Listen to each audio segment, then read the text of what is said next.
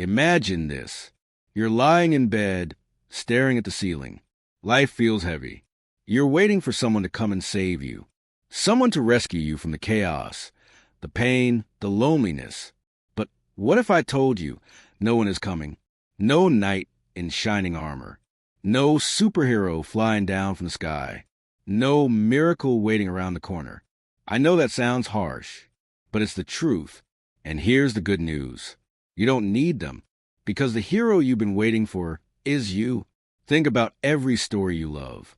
Superman, Batman, Wonder Woman, or even the ordinary heroes we look up to. Doctors, teachers, mothers, fathers. What do they all have in common? They step up when no one else will. And that's exactly what you're capable of. When I was younger, I kept waiting for life to magically get better. I thought one day someone would notice my struggle, pull me out, and fix everything. But you know what actually changed my life? The moment I decided, enough, I'm not waiting anymore. That decision, simple but powerful, was the beginning of my transformation. Not because life suddenly got easier, but because I stopped handing over my power. Here's the thing. Being your own hero doesn't mean you won't feel fear. Heroes feel fear all the time. The difference is they act anyway. It doesn't mean you'll never fall. You will. But every time you stand up, you build strength you didn't know you had. Think of it like lifting weights. The resistance is painful at first, but the more you push through it, the stronger you get. Life works the same way. So ask yourself this. What would your hero self do? Would your hero self quit on that dream? Would your hero self keep tolerating a life that feels empty? Would your hero self stay silent when they know they have a voice? No. Your hero self fights. Your hero self rises. Your hero self takes responsibility, even when it's hard. And every time you choose courage over comfort, you become closer to that hero. Now, let's be honest. Some days you won't feel like it. Some days you want to hide, cry, and give up. And that's okay. Heroes aren't perfect. They're human. But here's what separates them. They don't stay down. When you look back at your life, the most powerful moments won't be the ones where someone saved you. They'll be the ones where you save yourself. The nights you wipe your own tears. The mornings you force yourself out of bed when everything in you wanted to quit. The risks you took even though you were terrified. Those are the moments that define you. Those are the chapters where you become the hero of your own story. Here are some key points related to this. No one is coming to save you. The hero you're waiting for is you. Heroes aren't fearless. They act in spite of fear. Growth comes through struggle, just like strength comes through resistance. Your hero self is built every time you choose courage over comfort. Heroes are not perfect, but they never stay down. The greatest story you'll ever live is the one where you save yourself. I want you to imagine something. Picture yourself stranded in the middle of the ocean, floating on a piece of broken wood, exhausted and searching the horizon for help. The waves rise and fall, and every time you look out, you hope to see a boat, a plane, a sign that someone is coming. You whisper to yourself, "They'll find me. Someone will come." But hours pass, then days. The horizon remains empty. At some point, the truth hits you like a cold wave. No one is coming. And in that moment, the survival of your story depends on one thing, whether you decide to stay waiting or whether you start swimming that ocean is life. That broken piece of wood is the little comfort you cling to when you're overwhelmed, when you're waiting for someone else to rescue you, fix you, or make things easier. And the truth most of us avoid is that the rescue never comes the way we imagine it. Sure, sometimes people help us. Sometimes life gives us small lifelines, but the ultimate rescue, the true turning point, is always when we finally stop waiting. So many of us grow up with this hidden expectation that someone will notice our pain and pull us out. As children, we rely on our parents, our teachers, our elders to guide us, protect us, and show us the way. And somewhere deep down, that child stays alive inside us, waiting for another authority, another hero, another savior to appear. We think maybe it will be a friend, a partner, a mentor, a boss, a lover, or maybe some random stroke of luck. But that waiting room of life becomes a prison. Because while we're looking out the window for someone to arrive, the keys have been sitting in our own hands all along. I once heard a story about a man who prayed every single day for years, asking God to save him from his financial struggles. He prayed for money, prayed for opportunity, prayed for a miracle, and yet every day he would go out and waste his hours, waiting, complaining, doing nothing. One day, in deep frustration, he shouted in prayer, "Why haven't you helped me?" And in his silence, he realized the answer. He had already been given 2 hands, a mind, and endless opportunities disguised as hard work. The miracle wasn't going to fall from the sky. It was in him taking responsibility. We forget that the people we admire, the ones we call heroes, were once ordinary men and women sitting in their own darkness, facing their own ocean. What made them different wasn't that someone saved them, but that they chose to move, even when it felt impossible. Nelson Mandela spent 27 years in prison, and no one came to open the doors for him early. But instead of waiting for a rescuer, he chose to become stronger, wiser, more resilient, so that when the doors finally opened, he was the kind of man who could change a nation. Malala Yousafzai was just a young girl when she was shot for daring to seek an education. No hero swooped down to protect her, yet she became her own hero by standing back up, speaking louder, and turning her scar into a sword that defends millions of girls today. But here's where it gets personal. Think about your own life. How many times have you whispered, "If only someone understood me, if only someone gave me a chance, if only someone believed in me"? How many nights have you waited for a message that never came, for an apology that was never spoken, for a hand that was never extended? And yet, despite that, you're still here. You survived every heartbreak, every storm, every disappointment. You may not have realized it, but those moments where you thought you had no one, those were the moments where you were quietly being your own hero. The nights you cried yourself to sleep, but still got up the next morning, that was you. The days you felt empty, but still kept moving forward, that was you. The risks you took even though fear screamed at you to stop, that was you. And still, part of you waits. Waits for someone to validate you, to push you, to give you permission. But what if no one ever does? What if the approval never comes? The apology never arrives? The miracle never shows up? Will you let your life wither in the waiting, or will you rise? There's a quote I love that says, "You are the one you've been waiting for." At first, it sounds poetic, maybe even cliche, but let it sink in. Imagine if the hero you've been praying for, longing for, crying for, has been standing in the mirror all along, waiting for you to recognize them. Imagine if all the qualities you admired in others, the courage, the strength, the determination, were seeds already planted in you, waiting for you to water them. What would happen if, instead of asking, "Who will save me?" you asked, "How will I save myself?" Sometimes people hear this truth and they feel discouraged, as if it means they are alone, as if it means life is cruel. But that's not the point. The point is liberation. If no one is coming, then you are free to stop waiting. You are free to stop blaming. You are free to stop handing your power to people who never care to carry it. You are free to stand up, take ownership, and decide that your story will not be defined by who didn't show up for you, but by how you showed up for yourself. Think of the child who learns to ride a bicycle. At first, they wait for their parent to hold the seat, to run alongside, to catch them when they fall. But there comes a day when the parent lets go. And in that terrifying, exhilarating moment, the child realizes, "It's me. I'm the one who has to balance, pedal, and steer." And that's the moment they truly begin to ride. Life works the same way.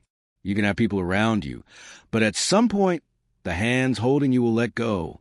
And when they do, you have a choice. Keep wobbling and waiting for someone to grab the seat again, or lift your head, focus forward, and pedal with all your might. No one is coming. And that's not tragedy. That's power. Because it means the pen has always been in your hands. It means the chapter you've been waiting for someone else to write has been yours to write all along. It means that when you finally stop waiting, you stop being a prisoner of circumstances, and you become the author of your own destiny. So the real question isn't, when will help come? The real question is, when will you decide to be the help you've been waiting for? Fear has a way of sneaking into every corner of our lives. It doesn't always come dressed as terror. Sometimes it's subtle. Sometimes it's the small hesitation before you speak up in a meeting. Sometimes it's a quiet voice that says, "What if I fail?" when you're about to take a step toward your dream. Sometimes it's a heaviness in your chest when you imagine what people might say if you choose a path different from theirs. Fear is not the absence of strength. It's the presence of doubt whispering in your ear. And every single hero you've ever admired has felt it just like you do. We often think of courage as the opposite of fear, but that's not true. Courage is born inside fear. It's not about being fearless. It's about acting when your knees are shaking, when your palms are sweating, when your heart feels like it's pounding out of your chest. Think of the firefighter running into a burning building. Do you believe he isn't afraid of the flames, the smoke, the possibility of never coming out? Of course he is. But he acts anyway, and that's what makes him a hero. Fear, in many ways, is like a shadow. It follows us everywhere, stretching and shrinking depending on the light, but it never fully disappears. You can't kill a shadow. You can only walk forward, letting it trail behind you instead of standing still, and letting it consume you. Too many people spend their lives waiting for the day they'll stop being afraid, waiting for the moment they'll feel completely ready, completely strong, completely safe. But that moment never comes. You don't erase fear. You carry it with you like a backpack. And as you walk, it gets lighter because you build strength that makes it easier to bear. I remember hearing about a woman who dreamed of becoming a writer, but never dared to share her work. She filled notebook after notebook with stories, poetry, and ideas, but every time she thought of letting someone read her words, fear stopped her. She thought, what if they laugh? What if I'm not good enough? What if I fail? For years, she stayed silent. One day, after yet another rejection in life that had nothing to do with her writing, she sat down and asked herself, what if I fail? So what? At least I'll know I tried. That night, she sent her first manuscript. She was rejected again and again, but eventually her work found the right hands. Today, her books are read by millions. She once said in an interview, I wasn't fearless when I sent that first story. I was terrified. The only difference was I did it afraid. Heroes do it afraid. They don't wait for the fear to leave. They walk hand in hand with it. And that's something you must remind yourself of every single day. Because fear will show up when you least expect it. It will stand at the door of your next opportunity and demand that you turn back. It will show up when you want to start a business, when you want to change careers, when you want to speak your truth in a relationship, when you want to stand on a stage and let the world see who you really are. And in those moments, the question isn't, am I afraid? The real question is, will I move anyway? There's a powerful story about Martin Luther King Jr. during the Civil Rights Movement. He received death threats daily. His house was bombed. His family was in constant danger. One night, overwhelmed with fear, he sat at his kitchen table and prayed, asking God for a way out. And in that silence, he realized something. The fear would never leave him, but his cause was greater than the fear. From that night on, he carried fear with him like a shadow, but he didn't let it paralyze him. And because he moved anyway, he inspired a generation to rise. Fear wants you to believe that it's a stop sign, but really it's more like a traffic light. It doesn't mean stop forever. It just means pause, breathe, prepare, and then go. When you feel it, it's not a signal that you're weak. It's proof that you're standing on the edge of something important. Nobody feels fear when they're safe in their comfort zone, doing the same thing they've always done. Fear shows up when you're standing at the threshold of growth. Think back to the first time you did something new. Maybe it was learning to swim. At first, the water seemed terrifying. The thought of sinking, of not being able to breathe, was enough to make your stomach twist. But you stepped in anyway, shaky and unsure. You sputtered, you kicked, you swallowed water, but eventually you learned to float, then to swim. Imagine if you had listened to fear that first day. You would have stayed on the shore, watching others enjoy what you could have learned yourself. Fear was there, but you acted anyway, and that's why you grew. One of the greatest lies fear tells is that you are the only one who feels it. But look closely and you'll see it everywhere. The singer before she walks on a stage, gripping the microphone with trembling hands. The athlete in the locker room before the final game, pacing back and forth with a racing heart. The entrepreneur signing papers that could either make or break everything they built. They all feel fear. But the world doesn't remember their trembling hands or shaky voices. It remembers their actions. So the next time you feel afraid, instead of asking, how can I get rid of this fear? Ask, what is this fear pointing me toward? Because most often, the direction of your fear is the exact direction of your growth. Fear is a compass. It points straight at the things that matter most, the things that could change your life if only you dared to pursue them. I want you to picture yourself at the end of your life, sitting in a quiet room, looking back at the decade behind you. Imagine the regret you might feel if you realized that the only reason you didn't live fully was because you waited to stop being afraid. Imagine all the songs never sung, the books never written, the businesses never started, the love never expressed, all because of fear. Do you want that to be your story? Or do you want to look back and say, yes, I was afraid, but I didn't let it stop me? Heroes aren't fearless. They're just ordinary people who choose action in the presence of fear. They're the mothers who protect their children even when they're terrified, the leaders who speak up against injustice even when their voice shakes, the dreamers who step forward even when the crowd tells them to stay back. That same spirit lives inside you. Fear will knock on your door, but courage is a hand that turns a knob anyway. And every time you do that, every time you move through fear instead of waiting for it to vanish, you step deeper into the role of your own hero. Struggle is a word most people run from, but it is also the birthplace of strength. Think about it. A seed must push through the heavy soil, breaking its shell in the dark, before it can rise toward the sun. A butterfly must wrestle with the walls of its cocoon, fighting for its first breath of freedom, before its wings can ever open. Without that resistance, without that pain, the growth never happens. Life is no different. Every moment of struggle, every challenge that weighs on you, is the very thing shaping you into someone stronger, wiser, and more capable than you were before. Yet, when we're in the middle of it, struggle feels like punishment. It feels like life is unfair, like the universe has singled us out to suffer while others walk around carefree. But if you look closely at anyone you admire, you'll see a trail of struggle behind them. Athletes are not born with iron muscles. They are forged in the weight rooms, dripping sweat, lifting more than they think they can, tearing fibers that grow back stronger each time. Leaders are not born with unshakable voices. Their strength is built in the nights they were mocked, the days they were doubted, and the moments they wanted to quit but didn't. I once heard a story about a young man who tried to help a butterfly escape from its cocoon. He saw it struggling, pressing and twisting, fighting to break free, and his heart hurt for it.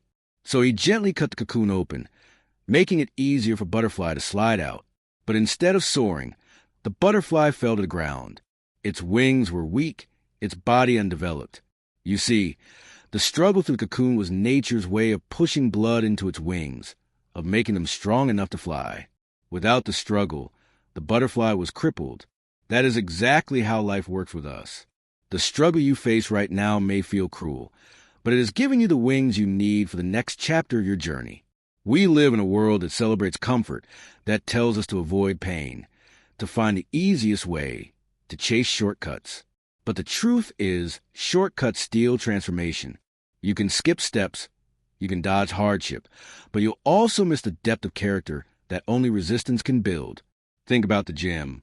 You can't grow stronger muscles by lifting feathers. You grow by picking up weight heavy enough to challenge you, by pushing until your body shakes. Life struggles are those weights. They may feel unbearable at times, but every time you endure, you're lifting heavier and heavier loads, and the strength you're building becomes permanent. Take Thomas Edison, for example. When asked about his countless failed attempts at creating the light bulb, he didn't say, "I failed." He said, "I found 10,000 ways that won't work." Each so-called failure was a rep in the gym of life, each struggle pushing him closer to the breakthrough that lit up the world. Or think about J.K. Rowling, who wrote Harry Potter as a single mother, struggling with poverty and rejection. Her manuscripts were turned down again and again by publishers. She could have seen her struggle as proof she wasn't meant to succeed. Instead, she saw it as a fire refining her determination. That struggle didn't destroy her. It gave her the strength to persevere until her words transformed millions of lives. Even in everyday life, you've seen this truth play out. Maybe you've gone through heartbreak, so deep it felt like you'd never breathe normally again. And yet, months or years later, you realize that pain taught you how to value yourself, how to set boundaries, how to love with greater wisdom. Maybe you've lost a job and thought your future was ruined, only to discover it pushed you toward a new path that aligned more with who you are. Maybe you've battled illness, fear, or loneliness, and in those nights of silence, you found strength you never knew existed inside you. That's what struggle does. It squeezes out the hidden power that comfort never touches. But here's the catch. When we're in it, we want to escape. We pray for the struggle to end. We search for shortcuts. We beg for relief. And yes, relief comes. But if you run too fast, you miss the gold hidden in the process. A diamond is nothing but a piece of coal that survived immense pressure. Steel is only iron that has been refined in the fire. Why would it be any different for us?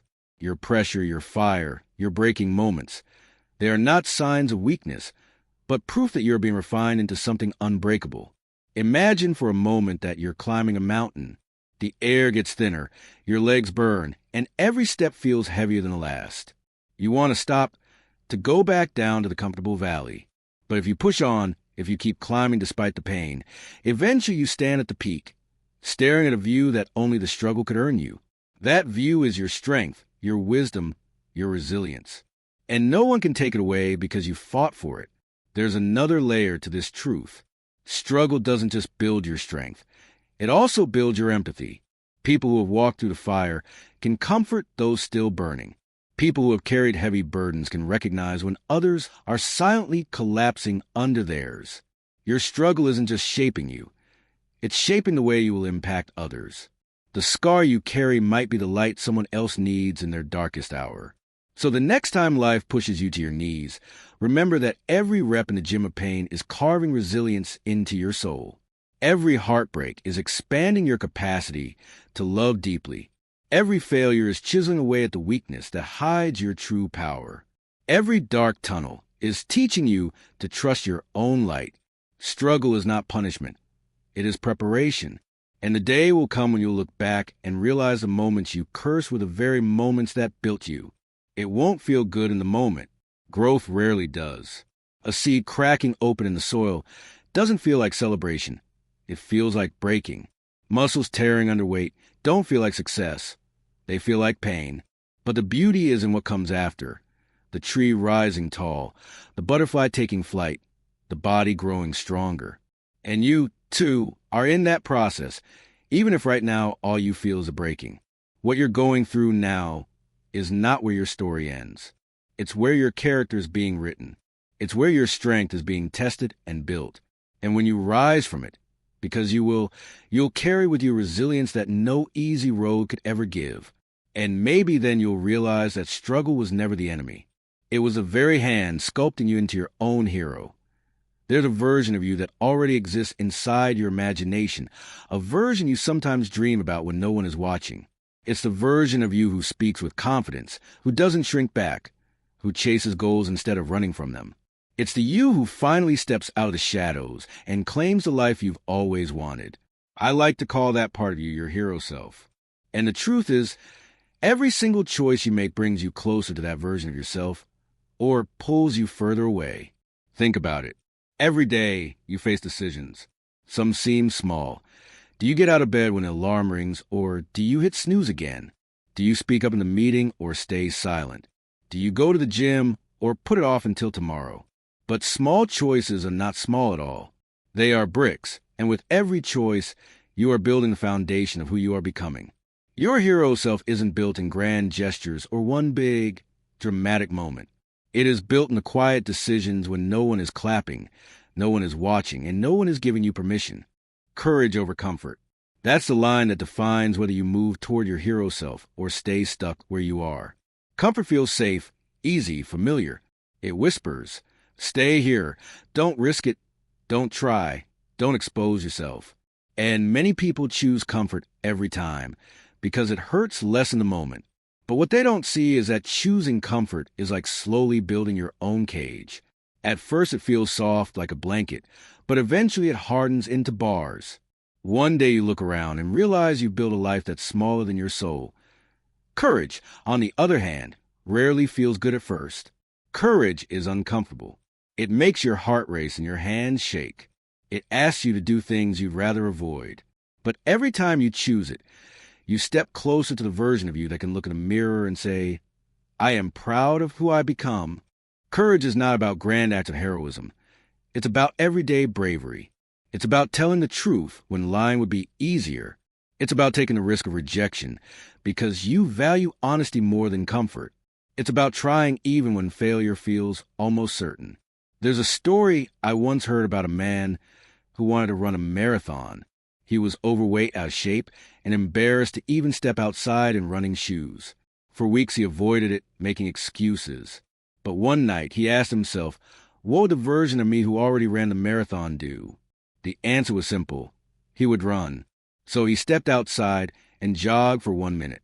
He was winded, he was slow, and he felt ridiculous. But he had chosen courage over comfort.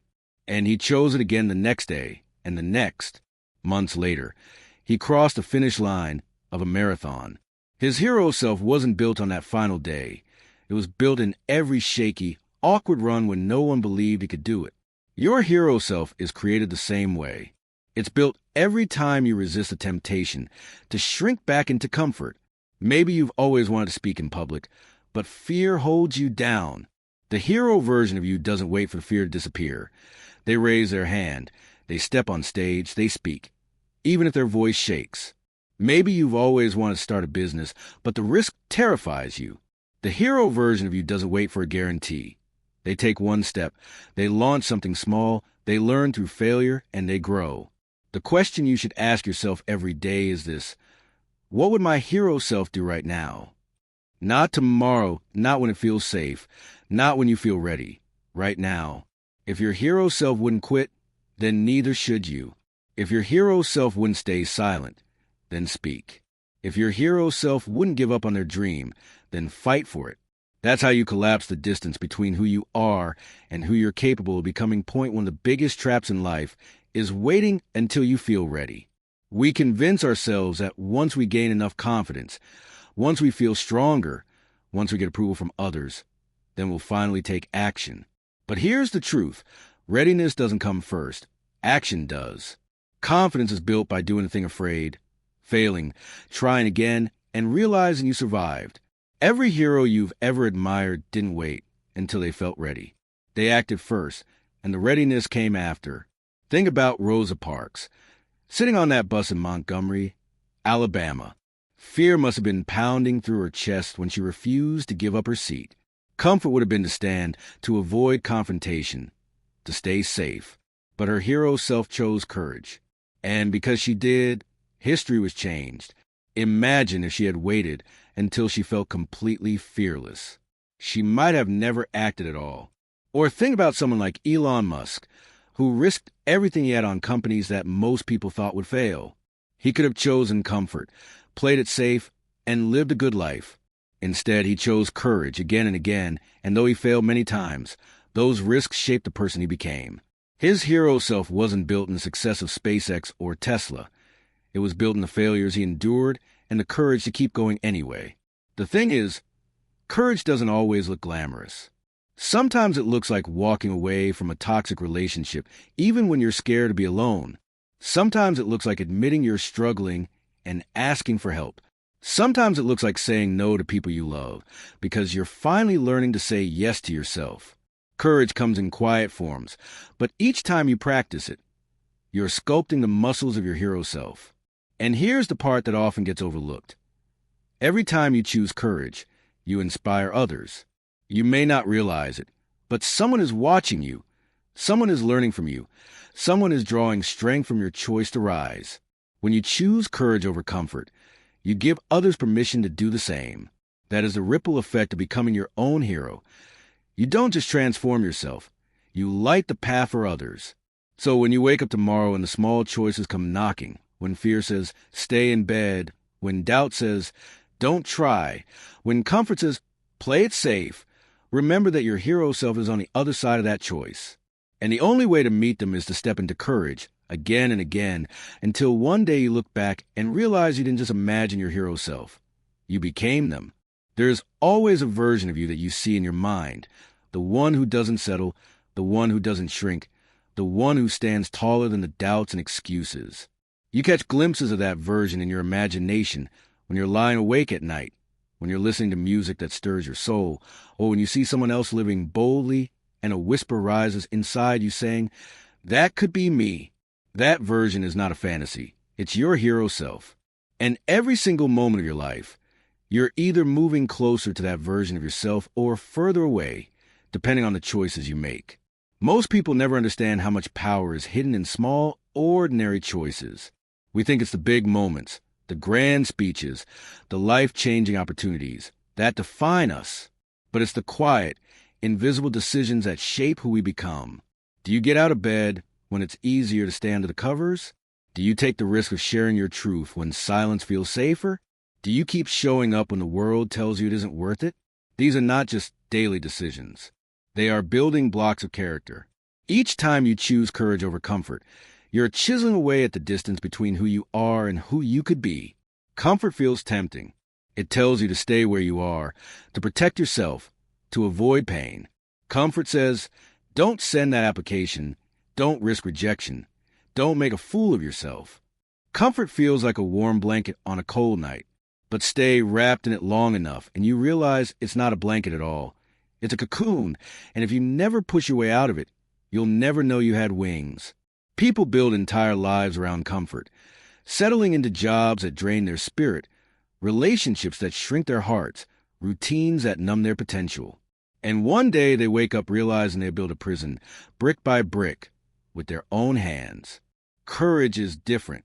Courage never feels comfortable in the moment.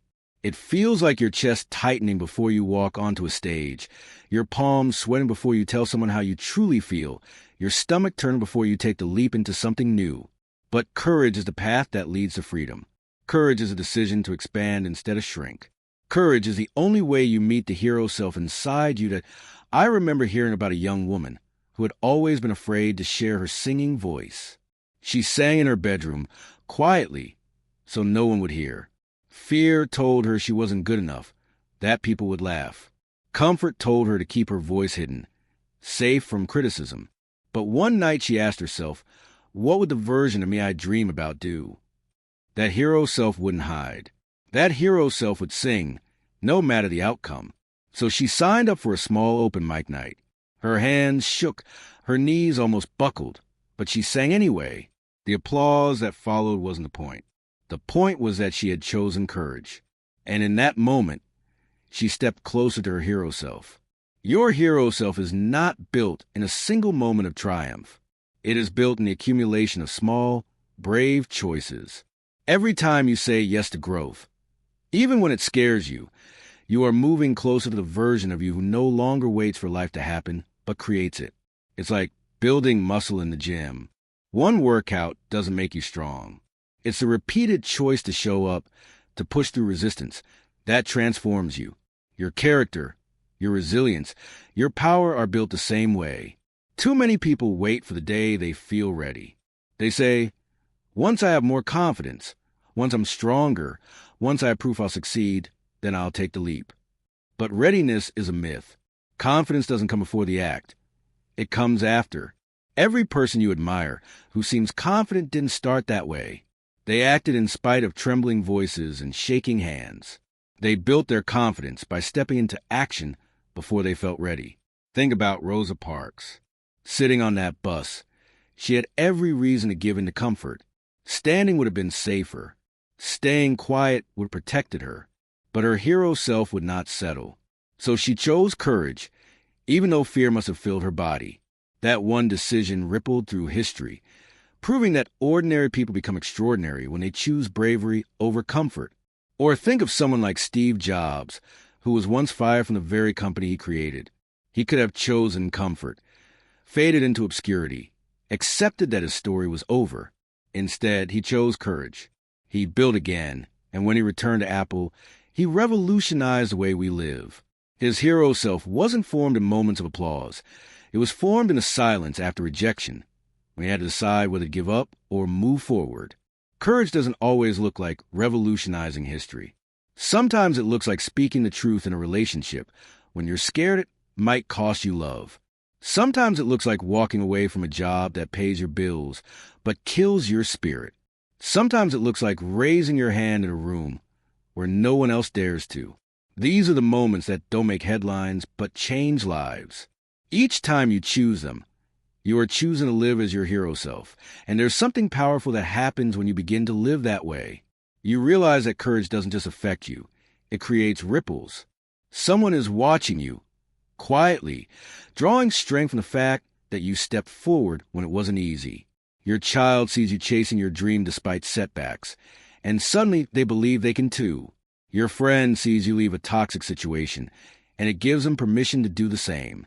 Your courage lights a fire in others, often without you ever realizing it.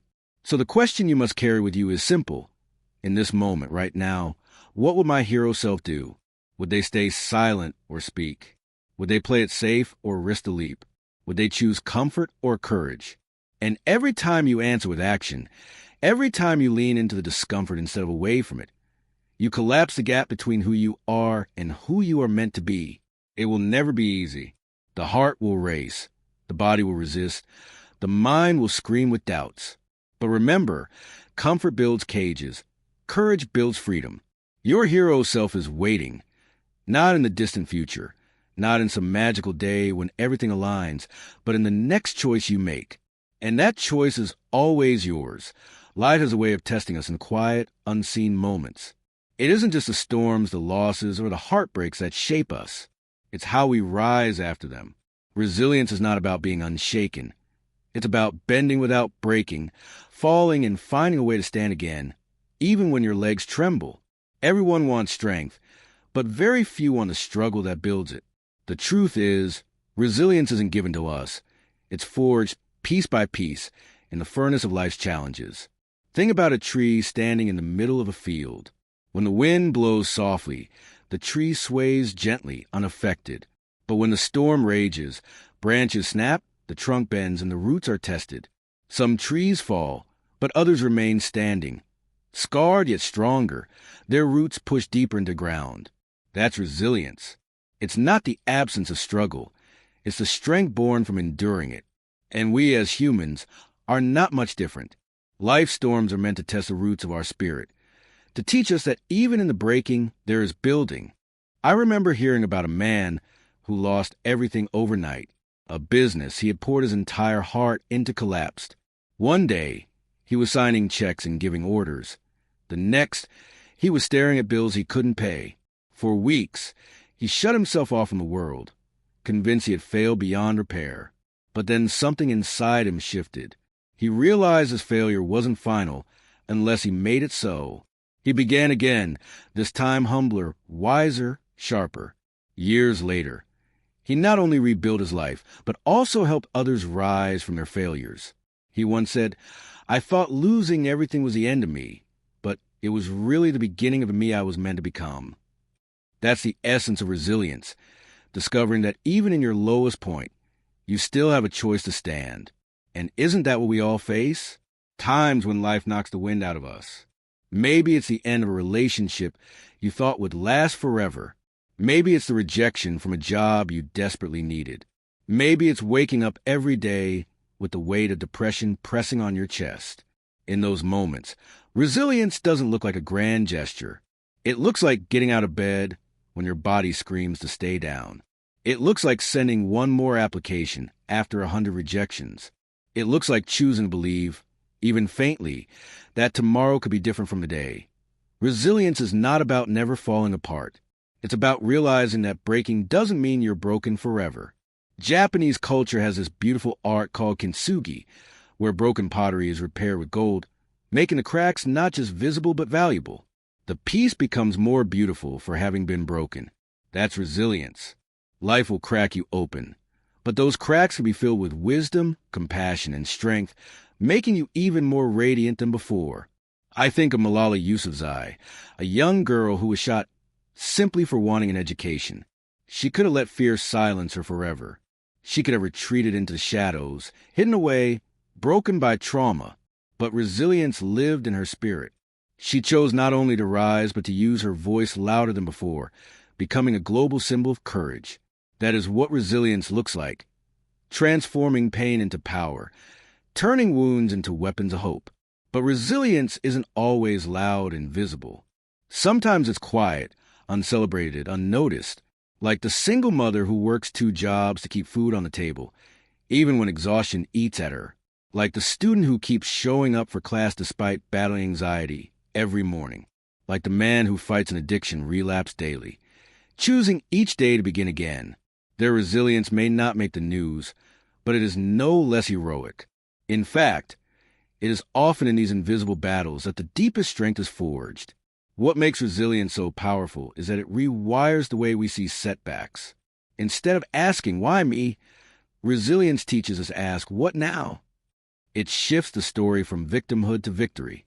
Nelson Mandela once said, "Do not judge me by my successes.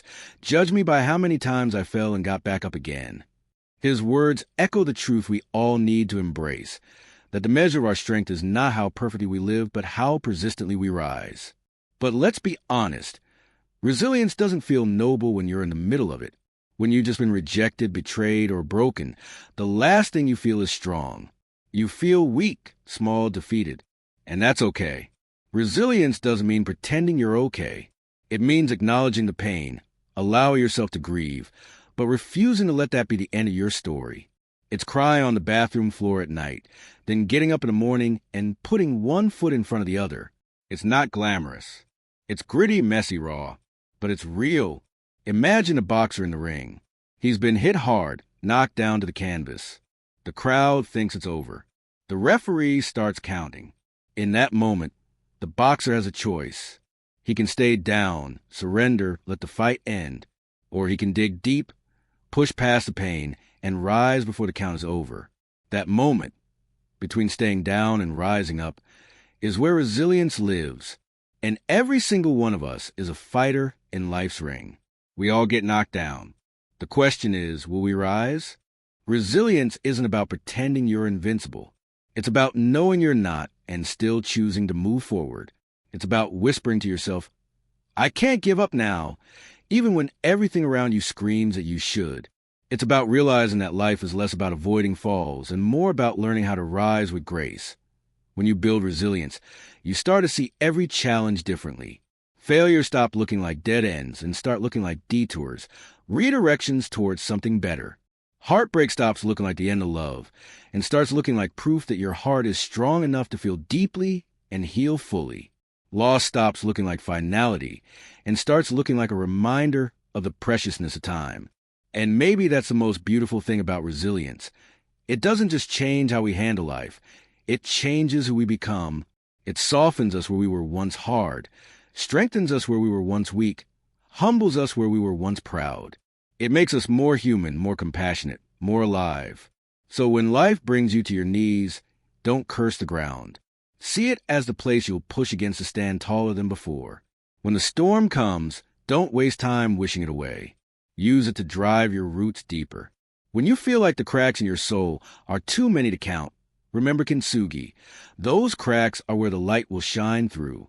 Resilience is the bridge between who you were and who you are becoming. And every single time you rise, even shakily, you prove that nothing, not loss, not failure, not heartbreak, can keep you from your becoming. Because in the end, it's not about how many times life knocks you down. It's about the unbreakable truth that you were never meant to stay down at all. Legacy is not just about what we leave behind when we are gone. It is about what we create in every moment we are alive. Too often people think of legacy as something distant, something written on tombstones or carved into history books. But in truth, legacy is in the small choices we make today. It is in the way we treat people when no one is watching, in the words we speak when someone is hurting, in the quiet sacrifices we make for those we love. Legacy is less about statues and more about fingerprints, the invisible marks we leave on the hearts of others. Think about someone in your life who changed you, not through grand gestures, but through the smallest of actions. Maybe it was a teacher who believed in you when no one else did. Maybe it was a parent who worked silently late into the night to keep food on the table. Maybe it was a stranger who smiled at you on a day you felt unseen. These people may never know the depth of their impact, but their legacy lives within you. That is the truth of legacy. It is rarely recognized in the moment, yet it lingers long after. I remember reading about a nurse who worked in a children's cancer ward. She was not famous. She was not wealthy. She was not celebrated by the world. But every day, she walked into that ward with a smile that lit up the faces of children who were in unimaginable pain. She sang songs to them, held their hands through the worst moments, whispered words of courage into their ears. When one of the children passed away, the parents would often write letters about how much that nurse had meant to their child's final days. She did not cure the disease, but her presence was a form of medicine. That is legacy, not the kind that makes headlines, but the kind that makes humanity softer and stronger. And isn't it true that the most powerful legacies are often born in the quietest corners of life? We may admire the great leaders, the inventors, the artists whose work changed the course of history. But sometimes the person who changed history most for us personally is someone whose name will never be known by millions. Legacy is deeply personal. It is the echo of kindness, the memory of courage, the imprint of love.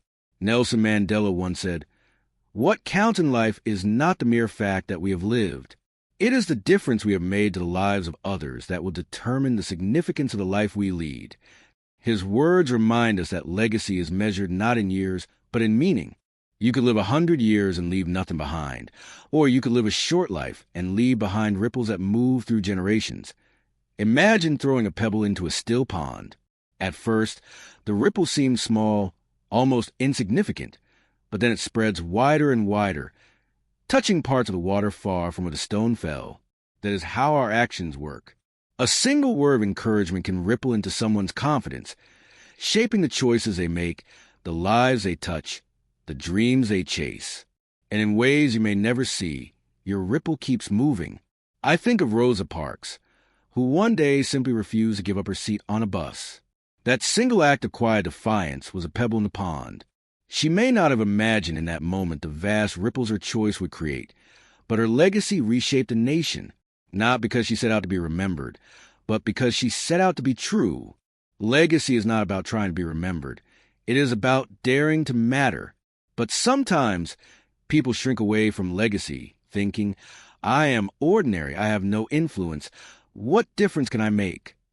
And yet, isn't it the so-called ordinary people who often carry the heaviest legacies? The grandmother who raises her grandchildren with unwavering love, passing down values that shape generations. The friend who refuses to give up on someone battling addiction. The coach who believes in the kid no one else notices. These are legacies written not in history books, but in human hearts. And perhaps those are the legacies that matter most. Your legacy is not some future version of yourself. It is being written right now, in this breath, in this moment. Every choice, every interaction, every step you take is carving your story into the world. The way you speak to the cashier, the way you listen to a friend, the way you show up for yourself when no one else does, that is legacy. It is not someday, it is today. There's a story about Alfred Nobel, the man who created dynamite. When his brother died, a newspaper mistakenly printed an obituary for Alfred instead, calling him the merchant of death for profiting off weapons. Reading that was like a mirror shoved in his face. He realized this was a legacy he would leave behind if he did nothing. So he changed his life's course, using his fortune to fund the Nobel Prizes that now honor humanity's greatest contributions to peace, science, and literature. His story reminds us that legacy is not fixed. You can rewrite it. You can decide what story the world tells about you, not by what you dream of doing someday, but by what you choose to do today. And perhaps the question we should ask ourselves is this: if I were gone tomorrow, what would remain of me in the lives of others?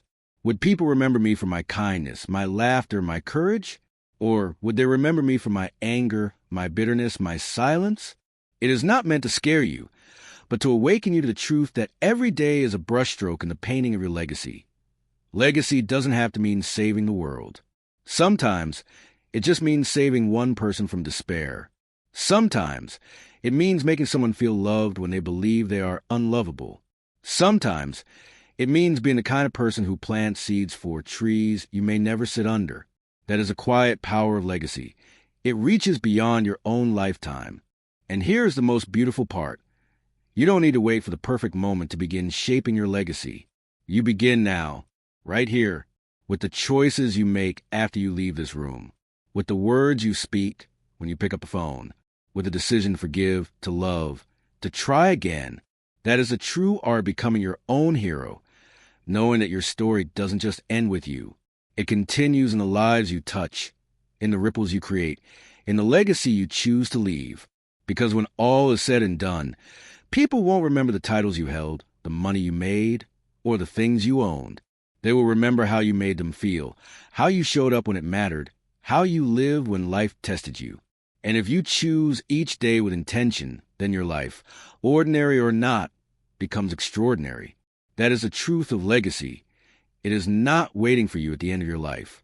You are writing it sentence by sentence. With every breath you take, yourself. You already carry everything you need within you. The strength, the courage, the light. It has been there all along, waiting for you to believe it. The world doesn't need another copy of someone else's story. The world needs your story. The world needs your fight, your heart, your voice.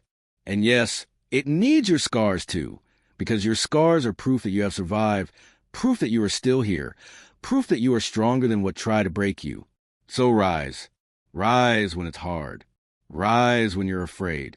Rise when you feel small and unseen. Rise, not because the world makes it easy, but because your life is worth fighting for. Rise because someone out there needs your example, needs your courage, needs your legacy. Do not wait. Not for tomorrow. Not for next year. Not for when you feel ready. Life is happening now. Change is possible now. Your hero is waiting now. And that hero is you, because at the end of the day, no one else can walk your path. No one else can write your story. No one else can live your life. So take the pen back. Take your power back. Take your life back. And when the world asks who saved you, smile and answer with pride. I became my own hero. Your support means everything. If this resonated with you, please like, share, and subscribe.